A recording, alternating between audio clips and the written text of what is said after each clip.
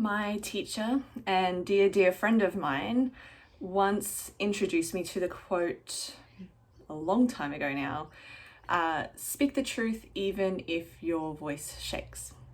And I wanted to talk about and acknowledge that, especially in today's climate at the moment, and especially given that I have spent a lot of time lately and pre-COVID, so BCV, if you will, talking about the importance of communication and all of that. But I really felt like it was important to acknowledge that it doesn't mean that communication is easy. And it doesn't mean that if you're in lockdown with someone and you need to have a conversation around boundaries or needs, or if you are in a workplace and you need to have a conversation around boundaries and needs, or in any other situation, it doesn't mean that it is easy, even if it feels right, even if it feels expansive and the right thing to do and the healthiest thing to do or the most loving thing to do. It doesn't mean that it's necessarily going to feel super easy or feel completely free of fear. Some of the most important conversations that I have had, personally or professionally, my voice has been shaking, or I have been shaking, or to send that message, or to have the conversation verbally in person, or whatever it is, it has felt big and it has felt scary, and it has led rather with that voice shake.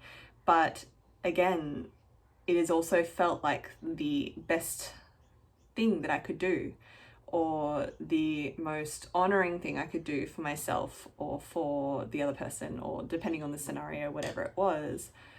But it is okay for communication to feel scary and hard sometimes. And I really felt like it was important to bring that in and acknowledge that, because so often you can get caught up in the bravado of, yes, communication is the greatest and this is what we're doing and rah, rah, rah, without actually acknowledging the human aspect of vulnerability, or the vulnerability of sharing something that's important to you, and that can leave you feeling exposed, even if it is the right and best thing for you to do for yourself.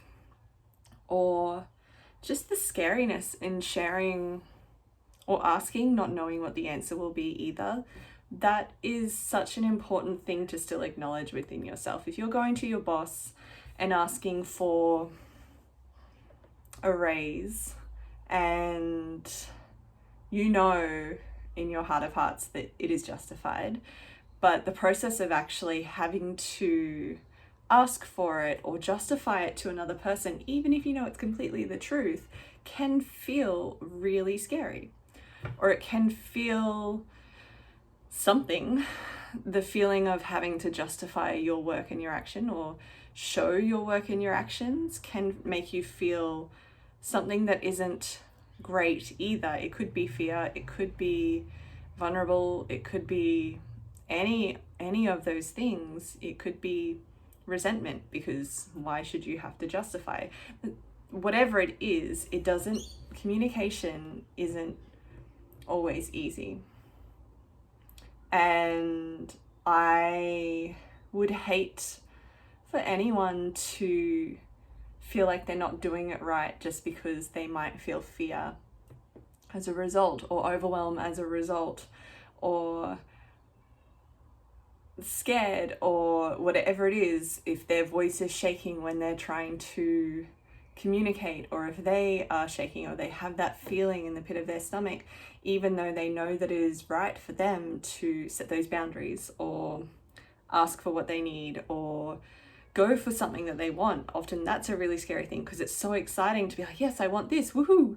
But then to actually ask for it, especially when it might be up to someone else in some way, there is a real fear that can be experienced, and it can be a real bodily fear you can experience in your body, not just a mental fear, not just a mind, like a block there in your thoughts.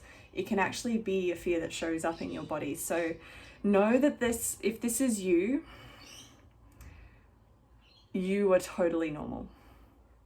It is a totally normal experience. And also know that sometimes the best things are the ones that will have that feeling, but you'll still know that there's a balance of maybe excitement there, or that it is an honoring of you, even if it feels scary to ask for.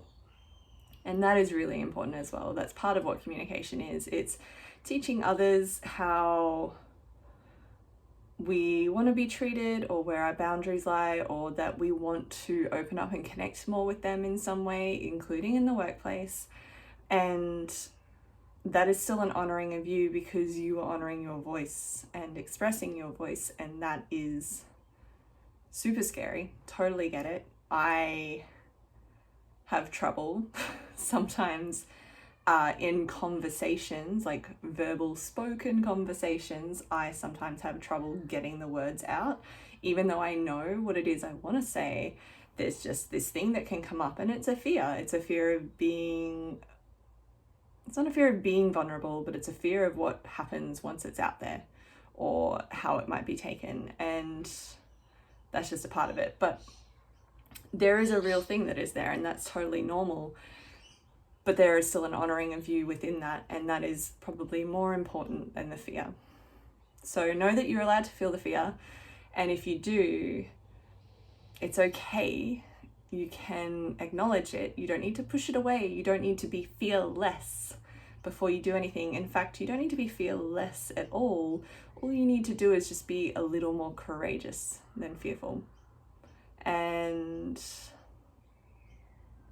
know that it's normal, and know that you're doing the best that you can, and know that the more that you practice, the easier it will get, and then you'll have deeper layers to learn and work through from there. But those conversations that a year or even 6 months ago, if I could explain the difference in how I communicate, or how I'm able to communicate for myself over the last 6 months, it's huge. But the difference in even 6 months ago to then where you'll be, those things that once felt really fearful will feel so much more easy, and so much more a part of your normal way of communicating. And there's so much enrichment to be found in that. So go gently, but kind of maybe let the courage overtake the fear just enough, just that fraction enough, so that that's the one that is in control of the steering wheel. Fear can be there, it's fine, but what else can be actually driving the car and driving you in your direction?